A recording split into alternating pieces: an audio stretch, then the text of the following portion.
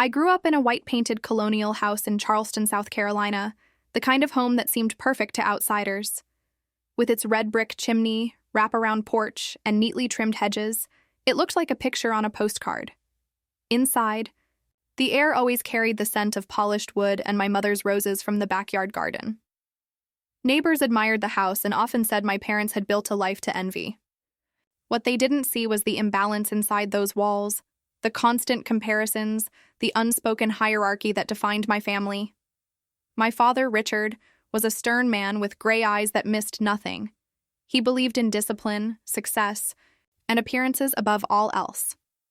My mother, Eleanor, was elegant, always in pearls, always fussing about how we presented ourselves to the world. To her, our reputation mattered more than any single child's feelings.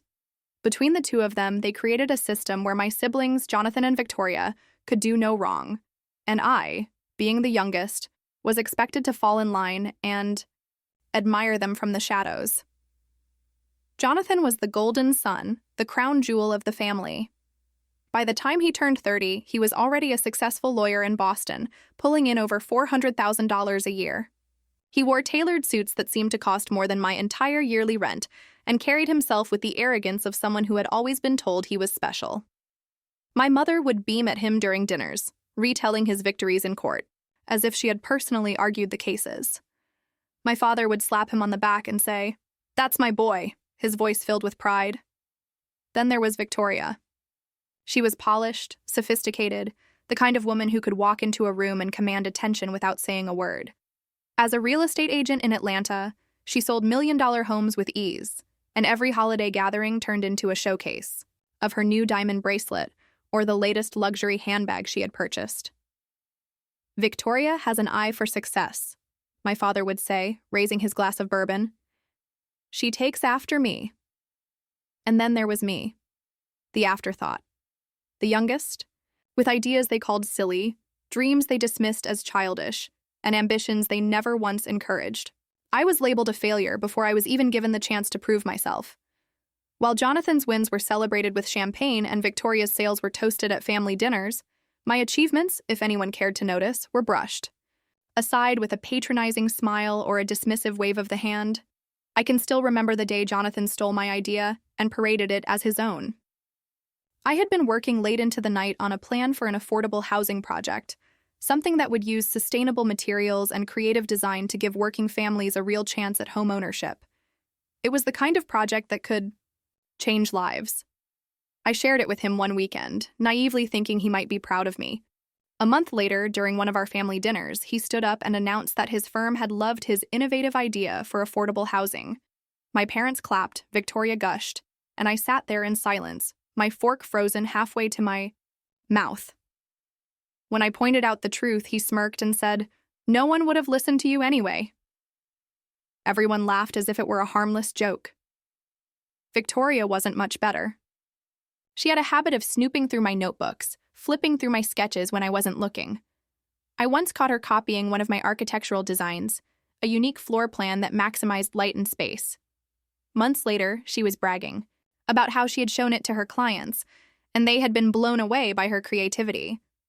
I confronted her, but she only laughed, tossing her blonde hair over her shoulder. "Don't be so dramatic," she said. "You weren't doing anything with it." The worst part wasn't just their betrayal, it was the way my parents sided with them every single time. When I protested, my father told me I was too sensitive.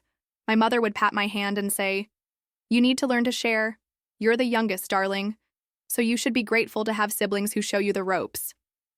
It didn't matter that they weren't showing me anything. They were stealing, belittling, and crushing me piece by piece. By the time I was in my mid-20s, I had grown used to being the family joke. At every Thanksgiving dinner, Victoria would lean across the table and ask me how my little projects were going. Jonathan would smirk and make comments about whether I had finally learned to manage my finances. My father would sigh in disappointment when I mentioned freelance work, and my mother would change the subject as though my life wasn't even worth discussing. They thought I was some broke dreamer scraping by, too stubborn to admit I had failed at life. What none of them knew was how deeply their words cut me. Every laugh, every dismissive remark, every stolen idea left scars I carried in silence. At Night, when I lay awake staring at the ceiling of my small rented apartment, I would replay their words in my head, over and over again, until the shame burned into my chest. There were days I believed them, that maybe I truly was the failure they thought I was. But silence doesn't mean surrender. Even as they mocked me, something inside me refused to break. I learned to let their cruelty roll off my shoulders in public while secretly using it as fuel in private. I carried their insults like weights, but instead of letting them crush me, I used them to build strength. They thought I had nothing, but they had no idea what I was quietly creating in the EI. Shadows. Looking back, I see that my so-called failure was only a disguise. A mask I wore so they would underestimate me. And they did, completely. They laughed at me, dismissed me, and treated me as if I didn't matter. All the while, I was planting seeds that would one day grow into something so vast and undeniable that even they couldn't ignore it.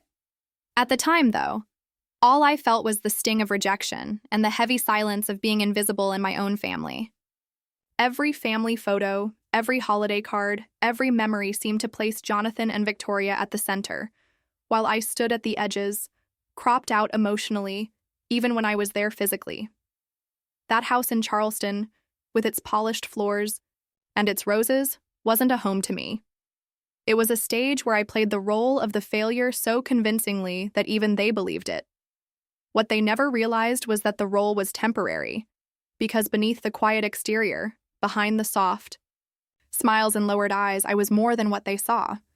I was gathering, building, creating. I was waiting for the day when the mask would come off, and the so-called failure would finally reveal the empire they never imagined I could build. And when that day came, everything they thought they knew about me and about themselves would shatter. No one in my family ever bothered to ask where my late nights went or why I always seemed to disappear into long hours of freelance work.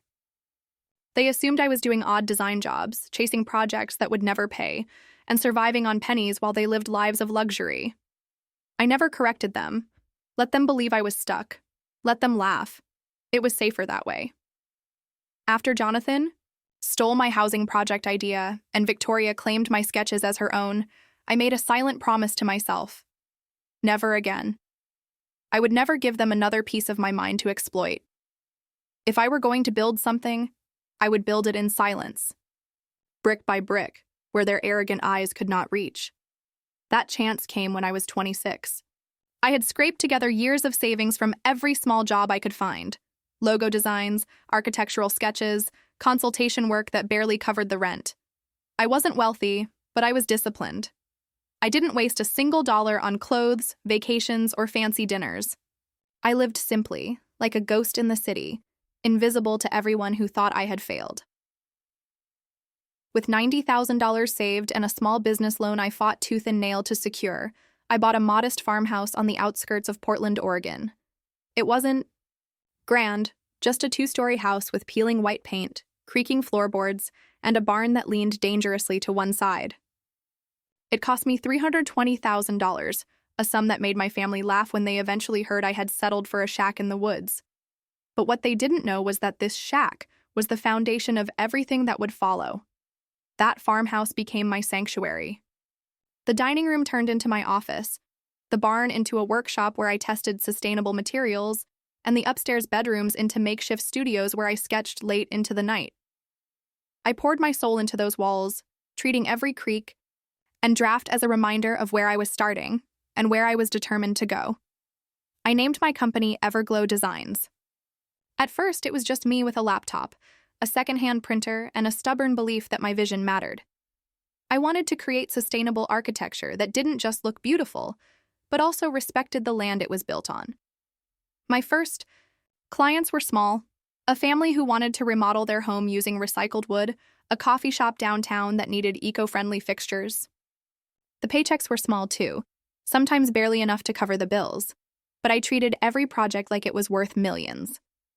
There were nights I went hungry, choosing to invest in new drafting software instead of groceries. There were winters, where the farmhouse was so cold I had to type with gloves on. There were times I thought I might lose everything, but every challenge, every hardship, every moment of doubt only made me work harder. And then, one day, it happened. A boutique hotel in Miami found my portfolio online. They wanted something different, something sustainable and artistic for their expansion. I flew to Florida with nothing but a borrowed blazer, trembling the entire time, afraid they would see through me. But when I presented my designs, their eyes lit up. I won the contract. That single project changed everything.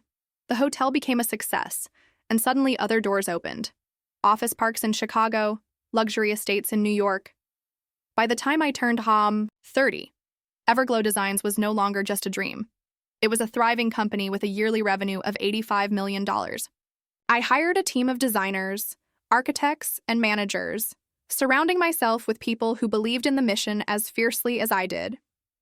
But through it all, I stayed quiet. My family had no idea. When they called, I let them believe I was still, scraping by, designing cute little houses for pocket change.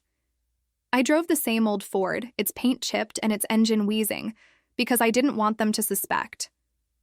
They saw me as the family failure, and I let them. What better cover for an empire than invisibility? The truth was, I wasn't just designing buildings. I was building a future they could never take from me. With each contract, with each check that cleared, I invested. I acquired a modern townhouse in Denver for $2.4 million or a lakeside villa in Maine for $3.1 million, and even a historic stone manor in Vermont for $4.8 million. Each property was purchased quietly, under the name of my holding company. Each one was a monument to the fact that I was not who they believed I was, but I didn't stop there. I reinvested in Everglow. We expanded our reach into Europe, securing projects in London and Paris. I walked the cobblestone streets of Europe's capitals, signing contracts in pounds, sipping coffee in boardrooms where no one dismissed me as a failure. I lived a double life. In one world, I was the overlooked youngest sibling. In the other, I was a CEO commanding multi-million-dollar deals. I'll never forget the day I returned to Charleston for Thanksgiving. I drove up in my old Ford, parking beside Jonathan's gleaming black Mercedes and Victoria's pearl white Range Rover. They looked at me with pity, as though I had stumbled into the wrong driveway. At dinner, Jonathan boasted about his $400,000 salary, and Victoria bragged about her $1 million listings. My father raised his glass to them both. And me? I sat silently, nodding when they asked if I was still doing those little projects. My mother patted my hand and said, "One day, darling, you'll find your path." I wanted to laugh. My path? By then, I already owned more property than both of them combined. By then, I had signed contracts worth tens of millions. By then, I had a company that employed more people than Jonathan's law firm. But I didn't say a word. Because silence was my greatest weapon. What my family never understood was that success doesn't always shout. It sometimes whispers, waits, and chooses the perfect moment to be revealed. I knew that if I told them then, they would twist it, mock it, or try to steal it as they always had. So I smiled, passed the mashed potatoes, and let them think I was nothing. But inside, I was already preparing for the day when the truth would surface. A day when the so-called failure would no longer be invisible. A day when every sneer, every insult, every stolen idea would be answered, not with anger, but with undeniable proof. That farmhouse in Portland, with its peeling paint and drafty rooms, had birthed an empire, and soon the empire would speak for itself. The call came on a rainy Tuesday morning. I was sitting at my desk in Portland, reviewing architectural plans for a new resort project in Miami, when my phone buzzed. It was Victoria. I nearly let it go to voicemail. I had grown accustomed to her condescending tone and the way her words dripped with superiority. But something made me pick up. "Mother's hip has gotten worse," she said, her voice brisk and clipped, as if even this was somehow my fault. "And father's memory? Well, it's slipping. We can't keep ignoring it." Jonathan and I agreed it's time for a family meeting. Saturday, at the house in Charleston. She didn't ask if I was available. She didn't even say please. She just assumed, as always, that I would bend my life around their plans. I wanted to tell her no, that I was too busy running a company she had no idea existed, but instead I simply replied, "I'll be there." The truth was, I had been waiting for this moment. For years, I had known a day would come when my family's carefully constructed image of me would collide with the empire I had built in silence. That day was closer than they could imagine. When I arrived in Charleston that Saturday, the colonial house looked the same as it had when I was a child. The red brick chimney, the wraparound porch, the roses my mother still insisted on tending, despite her failing hip. The sight stirred a mix of emotions in me, nostalgia, resentment, and an almost unbearable heaviness in my chest. This house had been my cage and my crucible, the place where I was dismissed, mocked, and overlooked. Jonathan was already there, of course, sitting tall in the living room, wearing a tailored navy suit that probably cost more than my first car. He greeted me with a thin smile, the kind that didn't reach his eyes. "Surprised you could make it," he said, his voice tinged with that old familiar smugness. Victoria swept in moments later, her diamond necklace catching the chandelier light, her heels clicking across the hardwood floor as if she owned the house herself. She gave me a glance that was part pity, part contempt, and sat beside Jonathan as though they were co-conspirators. Our parents were already in the room. My mother, Eleanor, looked tired, her once elegant frame bent slightly, but she still wore pearls around her neck, refusing to surrender her dignity. My father, Richard, sat quietly in his armchair, his face lined with years and his gray eyes clouded with forgetfulness. Yet when he looked at me, it was the same disappointed stare I had known all my life, the look that said I had never measured up. We gathered around the coffee table, where Victoria had neatly arranged papers, brochures, and a calculator. She took charge immediately, as though she had been rehearsing this moment. "Mother and father need proper care," she announced. "We've toured facilities, and the best option is a private residence in Charleston. It will cost $15,000 a month?" Jonathan nodded, adding, "It's the only choice if we want them comfortable. But it won't be cheap. We'll need to sell this house to cover the costs, and we'll all have to contribute." His eyes flicked to me, lingering with deliberate weight. "Of course, some of us may not have much to offer."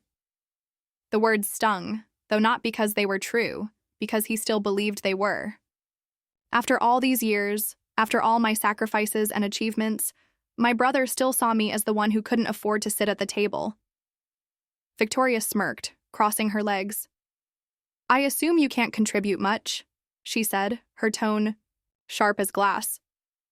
"It's not your fault, really. We all know you've never been able to manage money." I sat back in my chair, my hands folded in my lap, forcing my face into neutrality. Inside, I could feel the storm rising, the weight of years of insults pressing against the dam I had built inside me. But not yet. Not here. I needed to wait, for the right moment. My father shifted in his chair, his voice hoarse. "She's always been a dreamer," he muttered, almost to himself. "Never practical." Those words should have broken me the way they once did. But instead, I felt a strange calm settle over me. Because what none of them knew, what they could not possibly guess, was that I had already planned for this day. 3. Years earlier, anticipating that my parents' health would one day decline, I had purchased a luxury care residence in Asheville, North Carolina. It wasn't a facility in the traditional sense. It was a sprawling estate on 20 acres of rolling hills, converted into a private care home with top-tier medical staff, state-of-the-art therapy rooms, and a staff-to-patient ratio that bordered on indulgent. It cost me $12 million to acquire and renovate, and it was owned outright by my holding company. I had designed it myself, ensuring that every detail reflected dignity, peace, and comfort. While Jonathan was climbing his way through corporate ladders and Victoria was selling homes she could never afford, I had been building a haven, not just for clients, not just for investors, but for my parents. They had never believed in me, never supported me, but they were still my parents. I couldn't forget that. So when Jonathan leaned forward, his voice dripping with condescension, and said, "We'll need to know how much you can put in, though I imagine it won't be much," I almost laughed. Instead, I met his gaze evenly. "Don't worry about the money," I said softly. Victoria chuckled, shaking her head. "You always say things like that. But this isn't one of your little sketches or daydreams. This is real life. It costs real money. You can't just pretend. My mother sighed, weary. Darling, your brother and sister are only trying to help. We know you can't keep up with their level, but every little bit matters. I could feel the words pressing at the edge of my tongue, the truth straining to be set free. For years I had hidden it, letting them believe I was nothing. But here, in this room where they had dismissed me all my life, the time had come. Leaned forward, my voice steady. I've already taken care of it. The room went still. Jonathan frowned, confused. Victoria laughed, assuming it was a joke. My mother blinked at me, unsure if she had heard me correctly. "What do you mean?" Jonathan asked finally, suspicion creeping into his tone. I met his gaze without flinching. "I own a residence in Asheville, a private estate converted into a full care facility. State-of-the-art, staffed around the clock. It's already paid for. Mother and father can move in whenever they're ready." The silence that followed was almost unbearable. Victoria's smirk faltered, her eyes narrowing as if she were trying to see through me. Jonathan's jaw tightened, his polished composure cracking for the first time. My father looked at me blankly, his memory too clouded to fully grasp what I had just said. But my mother stared at me with wide eyes, her lips trembling. You bought that?" she whispered. "Yes," I said simply. The storm had broken, and there was no going back. In that moment, I saw something shift in the room. For the first time in my life, they were not laughing. They were not dismissing me. They were not mocking me. For the first time, Jonathan and Victoria were speechless, their arrogance stripped away by a truth they couldn't twist or steal. I sat back in my chair, letting the weight of my words sink into the silence. The house in Charleston, with its polished floors and roses, had never been a home for me. But here, in this very room, I had reclaimed my place, and this was only the beginning. Jonathan leaned back in his chair, that smug half-smile plastered across his face as though nothing I had said mattered. His fingers tapped against the mahogany, armrest with casual arrogance. "You're telling us you bought a care home? With what money? Spare change from your little freelance sketches?" His voice dripped with disdain. Then, with the cruel precision only he could manage, he added, "Come on, you don't have 2 nickels to rub together." The words, so familiar, should have stung. For years, insults like that had pierced me, each one cutting deeper into my sense of worth. But this time was different. This time, I was ready. Without a word, I reached into my leather satchel and pulled out a thick folder, its edges worn from being carried in anticipation of this very moment. I set it on the table, the sound of its weight against the polished wood echoing in the stillness. For a moment, no one moved. Then, with deliberate calm, I slid it across the table toward Jonathan and Victoria. "Read," I said. Victoria gave a scoff, as though I had placed children's drawings before her. But curiosity got the better of her. She flipped open the folder, and her diamond-ringed fingers froze on the first page. Her eyes darted across the document once, twice, 3 times, as though the words might rearrange themselves into something she could comprehend. Jonathan leaned over, his smirk faltering as he read along. Inside were deeds to properties, the townhouse in Denver, the lakeside villa in Maine, the manor in Vermont, each one under my holding company's name, each one signed by me. Ploing. Those were bank statements, balances that climbed into the millions, then contracts, client lists, and revenue sheets. And finally, the crown jewel. Board documents declaring me the founder and sole owner of Everglow Designs, a company valued at over $220 million. The silence was delicious. The air in that old Charleston living room, once thick with their condescension, now vibrated with disbelief. My mother leaned forward, her pearl necklace trembling against her chest. "How? When?" she whispered, her voice barely audible. I took a deep breath, steadying myself. "All those years you called me a failure, I was building something you couldn't steal. While you mocked me, I created a company from the ground up.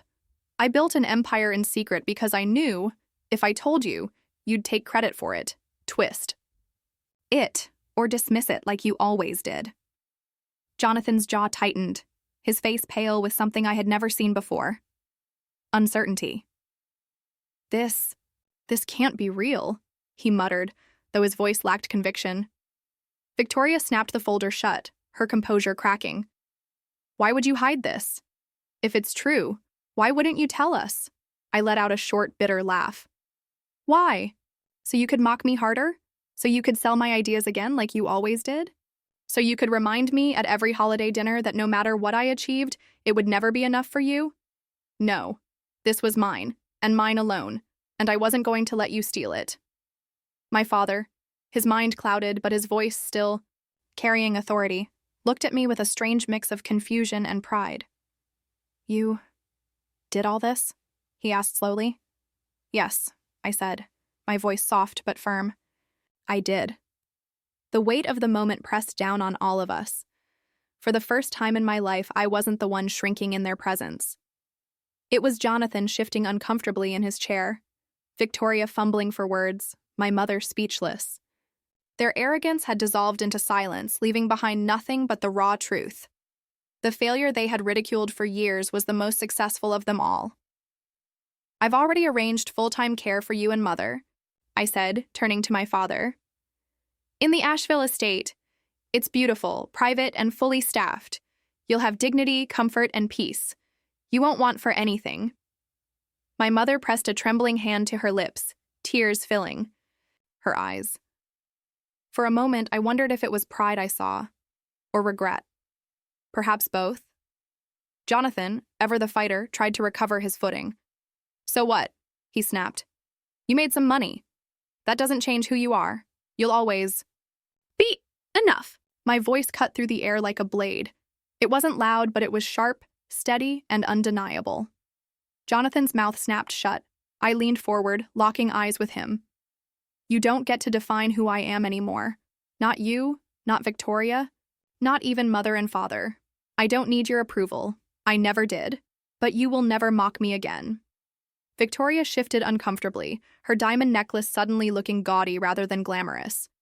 We were only trying to push you, she muttered, but even she didn't sound convinced by her excuse. I shook my head. No, you weren't pushing me. You were tearing me down, and the truth is I succeeded not because of you, but despite you. The house felt different then. For years, it had echoed with their arrogance, their laughter at my expense, their certainty that I would never amount to anything. But in that moment, it carried something else. Their shock. Their silence was louder than their mockery had ever been. I stood, gathering the folder back into my satchel. This meeting is over, I said firmly. Our parents' care is arranged. The estate in Asheville is ready. You don't need to worry about selling this house or paying a dime. I let the words hang in the air before adding, consider it handled by the failure you underestimated. My mother's tears slid silently down her cheeks as she whispered, I didn't know. I know, I replied. And maybe that's the saddest part. As I walked out of that colonial house, the air smelled different. For once, it wasn't suffocating. It was fresh, sharp, alive. I felt taller, freer, as if I had finally stepped out of the shadow they had forced me into. My old Ford was waiting in the driveway, parked beside Jonathan's Mercedes and Victoria's Range Rover. I smiled at the contrast as I slid behind the wheel. They had their polished toys, but I had something greater, something unshakable. Drove away from Charleston with the windows down, the salty breeze of the South Carolina coast filling my lungs. For years, I had carried their insults like chains, but now those chains had broken. I was no longer the failure, no longer the outcast. I was the empire they never saw coming, and though they might never admit it, I knew the truth would haunt them. Every time Jonathan sat in his office, every time Victoria closed a deal, they would remember the day their youngest sibling revealed the truth. The day the tables turned. The day the failure became the one they could never surpass. I didn't need their applause. Their shock was enough. For the first time in my life, I wasn't waiting for their approval, their validation, or even their love. I had my own. I had my company, my properties, my empire. Most of all, I had myself. The youngest, the overlooked, the underestimated, had finally claimed her place, and nothing, not even their arrogance, could take it away.